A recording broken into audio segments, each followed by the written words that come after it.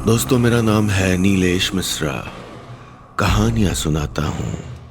मैं सुनाने जा रहा हूं अंकिता वर्मा की लिखी कहानी डगैली की एक रात।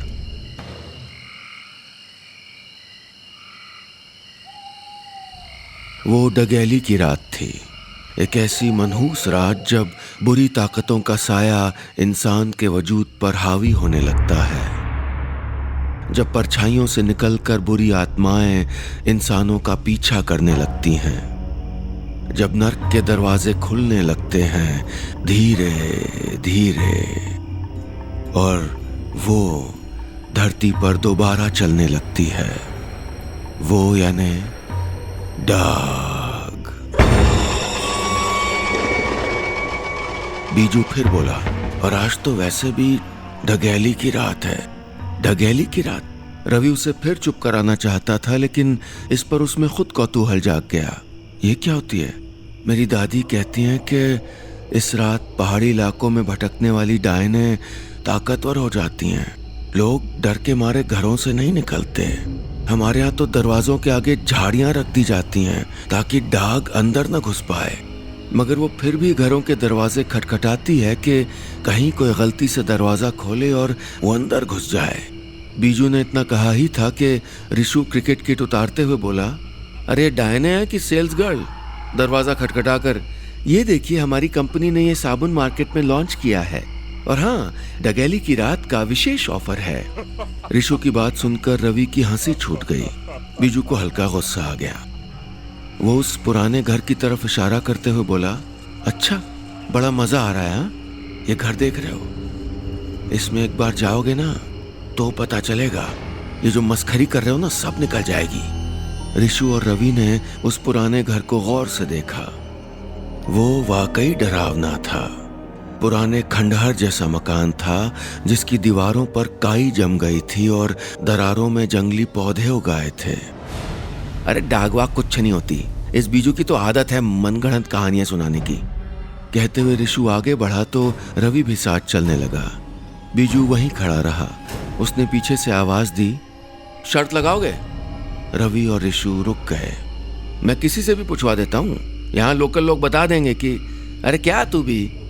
रिशु बीजू की तरफ आते हुए बोला, पूछवाना क्या है, मैं अंदर जाके आता हूँ। वापस आया तो तू मुझको 500 देगा, इसे कहते हैं शर्त। बोल, लगाएगा? बीजू और रवि के चेहरे पर घबराहट तैरने लगी। इससे पहले कि वो हाँ बोलते, रिशु ने क्रिकेट किट रवि को थमाई और टॉर्च बीजू के हाथ से लेता हुआ उस खंडहर जैसे मकान की तरफ चल पड़ा। अच्छा सुन रिशु, रुक जा, रहने देते हैं यार। रवि और बीजू उसको आवाज देने लगे, लेकिन रिशु नहीं माना। सफेद ट्रैक सूट पहने रिशु हाथ में टॉर्च थामे उस भयानक पुराने मकान के दरवाजे के पास पहुंचा। वो एक पुराने खंडहर जैसा मकान था जिसकी दीवारें कई 100 साल पुरानी थीं। झोपड़ी नुमा छत पर लकड़ी का काम था। उस पर जंगली बेलें लटक रही थीं। उसकी खिड़कियां और दरवाजे शायद कई सालों से खुले नहीं थे। उस लकड़ी के पुराने दरवाजे पर आधे जानवर और आधे इंसान की आकृतियां उभरी थीं। रिशु ने उसे धक्का दिया। एक आवाज के साथ दरवाजा खुला तो वो एक बड़े से धुंधले कमरे में दाखिल हुआ। वो पुराना कमरा जिसकी जमीन पर सूखे पत्ते बिखरे थे। रिशु हैरान था कि बंद कमरे में पत्ते कहां से आए। दीवारों पर पुराने लोगों की बड़ी बड़ी तस्वीरें थीं जो मकड़ी के अनगिनत जालों से ढक गई थीं। वो आगे बढ़ा तो वहां एक आंगन था। उसने गौर से देखा तो कमरे की फर्श में पुराने पेड़ की जड़ें घुसी थीं। टॉर्च की रोशनी में फर्श पर सिर्फ पत्ते ही दिख रहे थे। सीली हुई दीवारें थीं, धूल खाई खिड़कियां। कमरे के मचान पर कबूतर और चमगादड़ों के अड्डे थे। रिशु सहमते हुए उस डरावने मंजर को देख रहा था कि अचानक उसे लगा जैसे एक बर्फ सा ठंडा हाथ उसके बदन को खरोंच रहा हो। आहिस्ता आहिस्ता वो फुर्ती से हड़बड़ाकर पीछे मुड़ा। कौन है? वो चिल्लाया, लेकिन वहां कोई नहीं था। रिशु ने गहरी सांस ली। वो कुछ कदम और आगे बढ़ा ही था कि पीछे से घर का दरवाजा जोर से बंद हो गया। वो हड़बड़ाते हुए दरवाजे की ओर जैसे ही भागने लगा, उसका पैर कहीं अटका और वो जमीन पर गिर गया। बाहर जाने का दरवाजा बंद हो चुका था। उसकी सांसें अटक गईं, जिस्म हौलने लगा। गिरने से टॉर्च छूटकर कहीं दूर सरक गई। टॉर्च की रोशनी एक दीवार पर बिखरी तो ऋषु ने देखा दीवार पर एक परछाई उभर रही थी। ऋषु की चीख निकल गई। उसकी आंखों के आगे अंधेरा छाने लगा। उसे एहसास हो गया था कि वो अकेला नहीं था उस घर में। ऋषु। तभी उसने अपने कानों के पास, बहुत पास, एक गर्म सांस महसूस की। ऋषु का जिस्म थरथराने लगा था। वो चीखना चाहता था लेकिन आवाज गले में फंस गई थी। उस डरावनी आवाज से उसके माथे पर पसीना आ गया। वो जैसे तैसे जमीन से उठा और टॉर्च की तरफ लपका। हाथ में टॉर्च लेकर उसने आसपास नजर दौड़ाई तो वहां कोई भी नहीं था। घर का दरवाजा बंद हो गया था। डर के मारे उसका दिमाग चलना बंद हो गया था, लेकिन तभी एक कोने से उसे कुछ जैसे उल्लुओं के रोने की आवाज हो। उसने टॉर्च घुमाई तो देखा कि आंगन के बीचों बीच एक बूढ़ा मुरझाया हुआ पेड़ था। आवाजें वहीं से आ रही थीं। ऋषु को डर तो बहुत लग रहा था, लेकिन अब उसे वो पेड़ देखकर बड़ी हैरानी हो रही थी, क्योंकि पेड़ पूरा मुरझाया हुआ था, लेकिन उस पर लटकते हुए सेब सुर्ख गाढ़े लाल रंग के थे। ऋषु ने पेड़ पर टॉर्च मारी तो पेड़ की सबसे ऊंची डाल पर दो उल्लू बैठे थे जो उसकी ओर बड़ी बड़ी आंखों से देखे जा रहे थे। ऋषु की घबराहट लगातार बढ़ रही थी। ये कहां आ गया था वो? बेकारी दोस्तों के सामने बहादुर बनना चाहा। तभी किसी के कदमों की आहट हुई। ऋषु के बदन में सुई सी चुभती झुरझुरी दौड़ गई। उसने टॉर्च उसी ओर फेर दी। एक बूढ़ी सी औरत लकड़ी टेकते हुए उसी की ओर आ रही थी। ऋषु का अंग अंग कांपने लगा। चेहरे का रंग उड़ गया, होंठ सूख गए और हाथ पैर सनसनाने लगे। वो भागना चाहता था मगर डर के मारे जैसे जम गया था वहीं। तकरीबन 80-90 साल की बुढ़िया, झुकी हुई पीठ, चेहरे पर गहरी झुर्रियां, पहाड़ी सदरी और स्कार्फ पहने उसके पास आई। वही लाल सेब आगे बढ़ाते हुए बोली, ले बेटा। ऋषु बिना कुछ कहे कुछ सेकंड वहीं बुत बना खड़ा रहा। जब वो दोबारा बोली, लेना, तो उसने चुपचाप सेब लिया और अपने पिट्ठू बस्ते में डाल दिया। उसके सेब लेने पर वो बुढ़िया इतनी खुश हो गई कि उसकी डरावनी हंसी से वो खंडहर गूंज उठा। बाहर जाने का रास्ता? ऋषु ने सूखे हुए गले से पूछा तो बुढ़िया ने उसे अपने पीछे चलने का इशारा किया। ऋषु डरते डरते उसके पीछे पीछे हो लिया। वो कुछ कदम आगे चले ही थे कि टॉर्च की रोशनी आगे चलती बुढ़िया के पैरों की ओर पड़ी। वो पीछे की ओर मुड़े हुए थे। उसके पैर उल्टे थे। ऋषु के पैर लड़खड़ाने लगे। वो रुक गया। ऋषु के रुकने पर बुढ़िया भी वहीं रुक गई और किसी छोटी बच्ची की तरह जोर जोर से हंसने लगी। इतना कि हंसते हंसते वो खांसने लगी। ऋषु को अब लगने लगा जैसे वो बच नहीं पाएगा। वो गला फाड़ फाड़ कर चिल्लाने लगा, रवि, बीजू! ऋषु भागते, लड़खड़ाते, गिरते दरवाजे की ओर भागने लगा, मगर एक आवाज फिर भी जैसे उसका पीछा कर रही थी, ऋषु, ऋषु, ऋषु।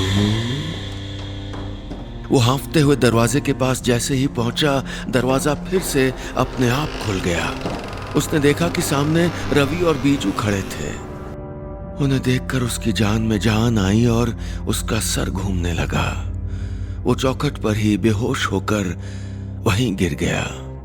बहादुर होना एक बात है, लेकिन उन आसमानी रहस्यों के सामने दिलेरी दिखाना बेवकूफ़ी है जिसे इंसान कभी समझ ही नहीं पाया है।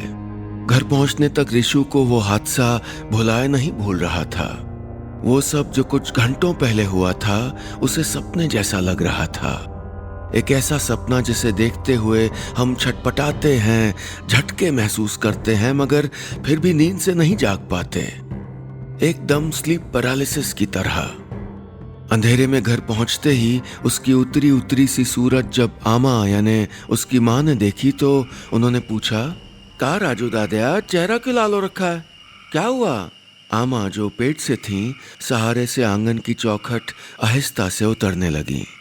रिशु घबराया हुआ था, लेकिन जानता था कि अगर उसने ये बात आमा को बताई तो डांट पड़ेगी। आमा यूं भी उसे अंधेरे इलाकों में घूमने के लिए मना करती थीं। कुछ भी तो नहीं, बस थक गया हूं, थोड़ा लेटूंगा, फिर खाना खाऊंगा, रिशु ने कहा और माँ के करीब आकर उनका पेट छूते हुए बोला, आप दोनों भी आराम करो। माँ मुस्कुरा दी, बोली, अभी तो मुझे रसोई में काम है, कल तेरे बाबा भी शहर से आ जाएंगे, उनके लिए कुछ मीठा बनाना है।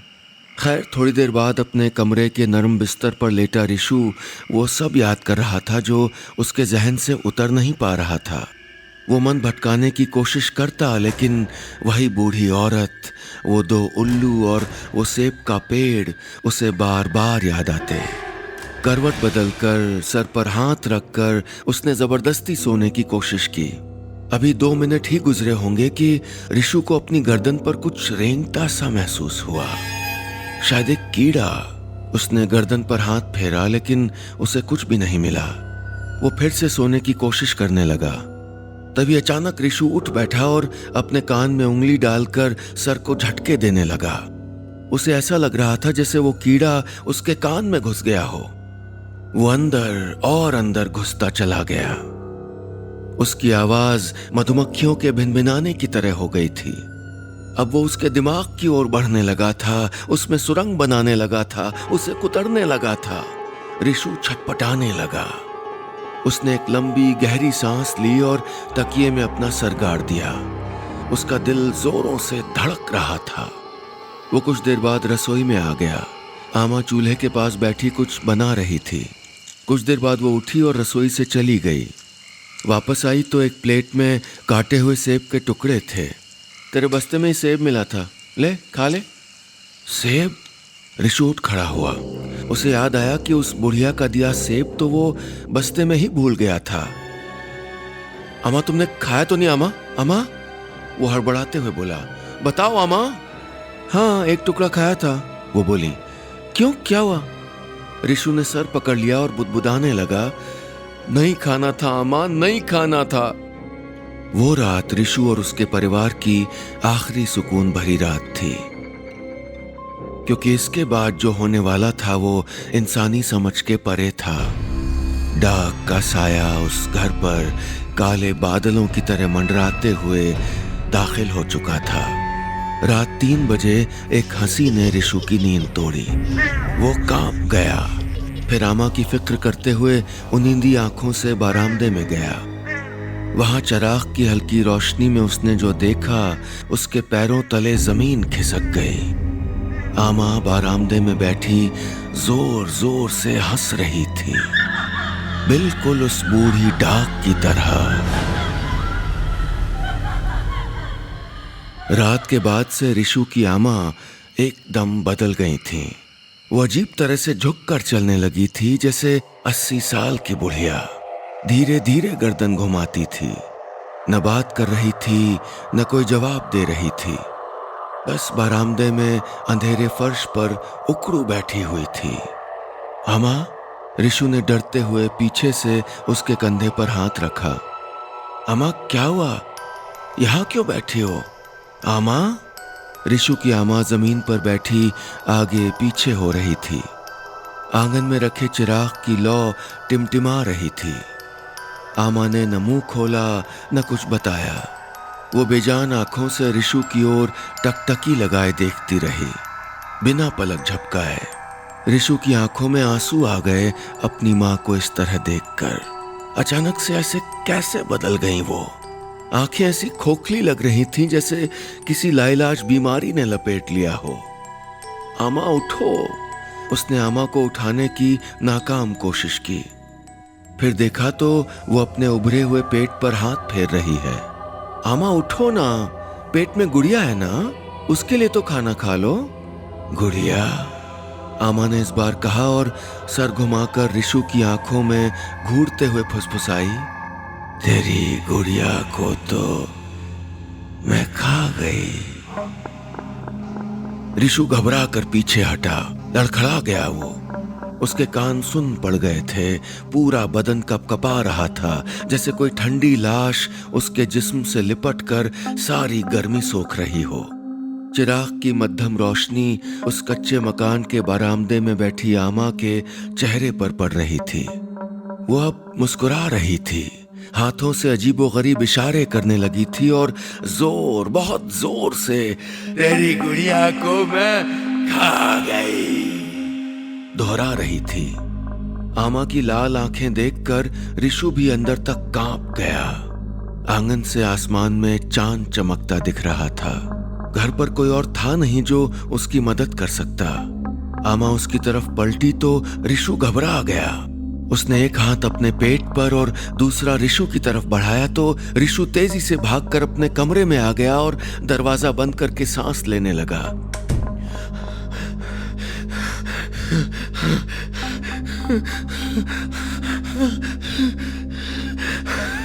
वो बार बार अफसोस कर रहा था कि काश वो उस डरावने मकान में ना जाता, लेकिन अब बहुत देर हो चुकी थी। रिशु अपने कमरे में ठीक था, लेकिन उसे आमा की भी फिक्र हो रही थी। उसने सलाखों वाली खिड़की से पर्दा हटाकर देखा तो आमा छत पर जा रही थी, पेट पकड़कर आहिस्ता आहिस्ता सीढ़ियां चढ़ते हुए। रिशु को फिक्र हुई, हालांकि उसे डर भी लग रहा था। छत से बिल्ली के रोने जैसी आवाज आ रही थी, लेकिन आमा को वो बहुत प्यार करता था। आखिरकार उसने दरवाजा खोला। आमा, आमा! वो आवाज लगाता हुआ छत पर भागा। ऊपर पहुंचा तो देखा कि चांदनी रात में छत के एक कोने में आमा उकड़ू बैठी है।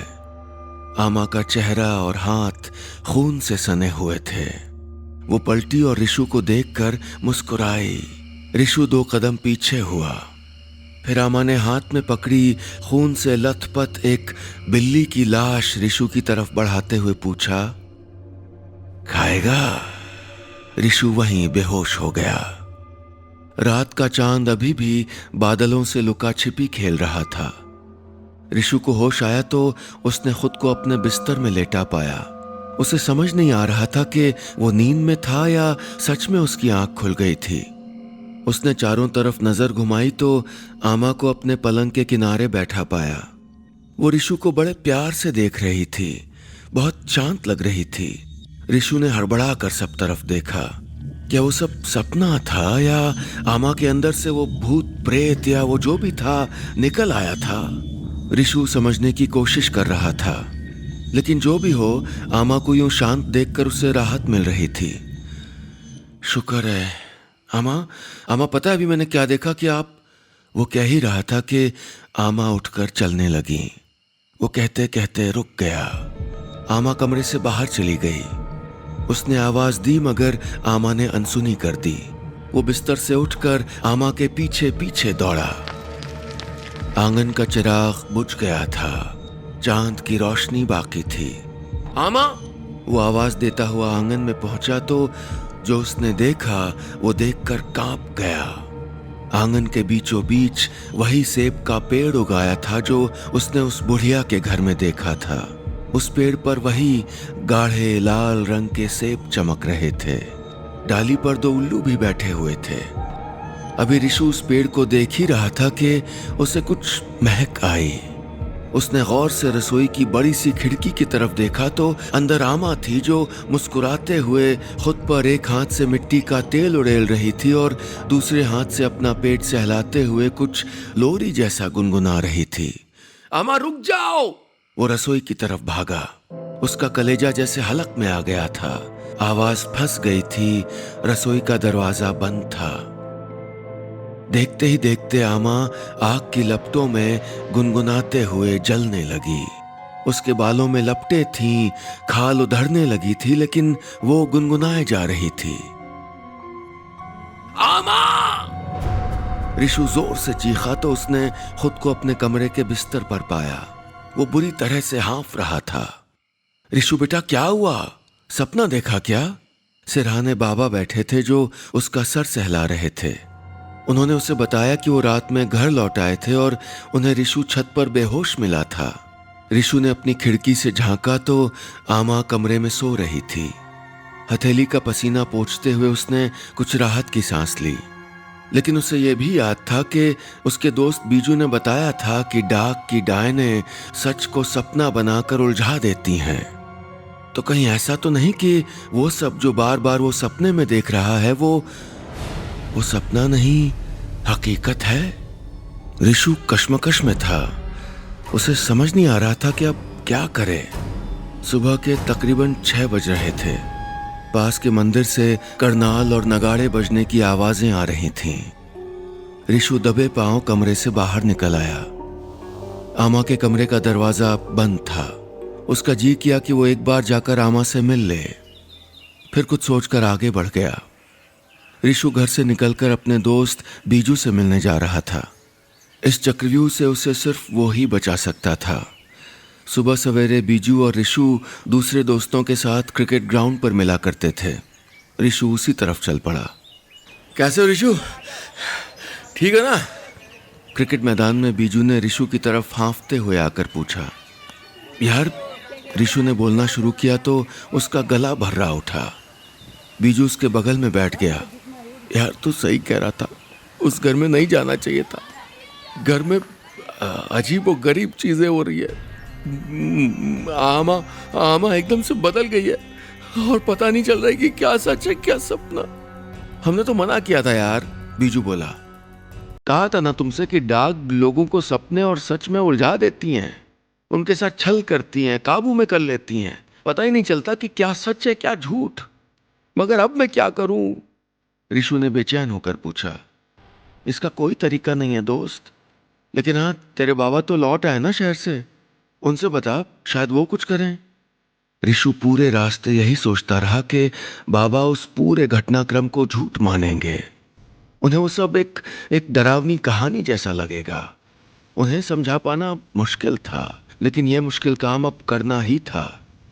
रिशु घर पहुंचा तो दरवाजे पर ताला लगा हुआ था। बाबा आमा के साथ इतनी सुबह सुबह कहाँ चले गए? वो बुदबुदाया और इधर उधर देखने लगा। तभी उसने कुछ सोचा और उसके हाथ पांव फूलने लगे। वो भागा और पीछे की एक खिड़की से अंदर चढ़ने लगा। अंदर जाकर पूरे घर में आमा को ढूंढने लगा। आमा! आमा! वो चिल्लाते हुए छत पर पहुंचा तो थम गया। आमा किनारे पर बाल खोले नंगे पांव खड़ी थी। उसने हाथ फैला रखे थे।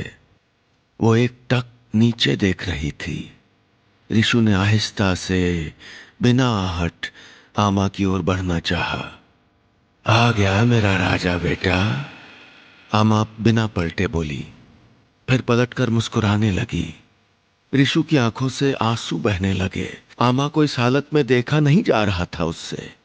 उसने खुद को संभाला और धीरे धीरे आमा की ओर बढ़ते हुए उन्हें अपनी बातों में उलझाने की कोशिश करने लगा। आमा, चलो ना, रसोई में चलते हैं, जोर से भूख लगी है, कुछ बना दो ना मेरे लिए। आमा, लो लो लो, मेरा हाथ पकड़ लो आमा। मगर आमा ने अपने उभरे पेट पर एक आखिरी बार हाथ फेरा और उदास आंखों से रिशु को अलविदा कह दिया। आमा, नहीं नहीं नहीं! आमा छत से कूद गई थी। रिशु छत से पागलों की तरह फटी आंखों से आंगन में गिरी आमा की लाश को देखता रहा। आंगन में फिर से वही बूढ़ा मुरझाया सेब का पेड़ दिखाई देने लगा था।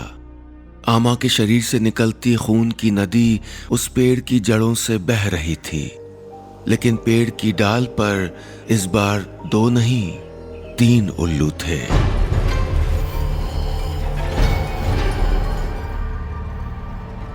बस इतनी सी थी ये कहानी।